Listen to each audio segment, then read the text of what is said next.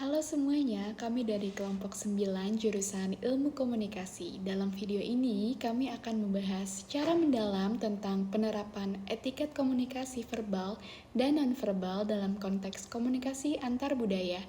Di era globalisasi, interaksi antar individu dari latar belakang budaya yang berbeda semakin sering terjadi. Oleh karena itu, penting bagi kita untuk memahami bagaimana etiket komunikasi berperan dalam membangun hubungan yang harmonis dan saling menghargai.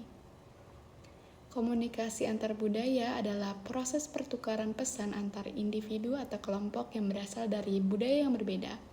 Perbedaan budaya ini bisa mencakup bahasa, nilai norma, kebiasaan, dan cara berinteraksi. Dalam komunikasi antar budaya, dua aspek utama yang perlu diperhatikan adalah komunikasi verbal dan nonverbal. Komunikasi verbal mencakup kata-kata yang digunakan, struktur kalimat, intonasi, dan gaya bicara. Sementara komunikasi nonverbal mencakup ekspresi wajah, gerakan tubuh, kontak mata, jarak fisik, dan bahkan cara berpakaian. Kedua aspek ini memiliki etiket atau tata krama yang berbeda-beda di setiap budaya. Selanjutnya, kami akan membahas perbedaan etiket antar budaya. Mari kita bahas beberapa contoh perbedaan etiket komunikasi antar budaya. Pertama, dalam hal kontak mata. Di budaya barat, kontak mata dianggap sebagai tanda kepercayaan diri dan kejujuran. Namun, di beberapa budaya Asia, terlalu banyak kontak mata bisa dianggap tidak sopan atau menantang. Kedua, dalam hal penggunaan bahasa.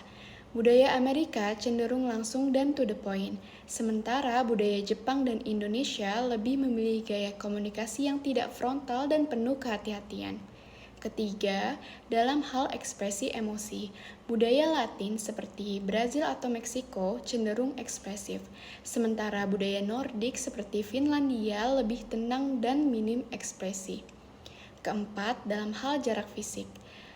Di Timur Tengah, berbicara dengan jarak dekat dianggap wajar, sedangkan di Eropa Utara, menjaga ruang pribadi adalah bentuk sopan santun. Kelima, dalam hal gestur tubuh, gerakan tangan yang dianggap biasa di satu budaya bisa memiliki makna negatif di budaya lain. Misalnya, gestur oke dengan jari bisa berarti positif di Amerika, tapi ofensif di beberapa negara lain. Mengapa etiket komunikasi penting dalam konteks antar budaya? Karena etiket mencerminkan rasa hormat terhadap lawan bicara dan budaya mereka.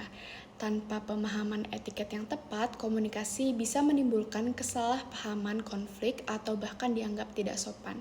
Dalam dunia kerja misalnya, kesalahan kecil dalam etiket bisa berdampak besar terhadap reputasi profesional. Dalam pendidikan, komunikasi yang tidak sensitif terhadap budaya bisa menghambat kolaborasi. Dalam kehidupan sosial, etiket membantu membangun hubungan yang saling menghargai dan inklusif. Oleh karena itu, sebagai mahasiswa ilmu komunikasi, kita perlu membekali diri dengan pengetahuan dan keterampilan komunikasi lintas budaya.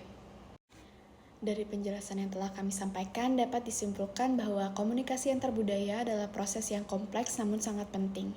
Etiket komunikasi verbal dan nonverbal bukan hanya soal sopan santun, tapi juga soal empati, kesadaran, dan keterbukaan terhadap perbedaan. Dalam dunia yang semakin terhubung, kemampuan berkomunikasi secara efektif lintas budaya adalah aset yang sangat berharga.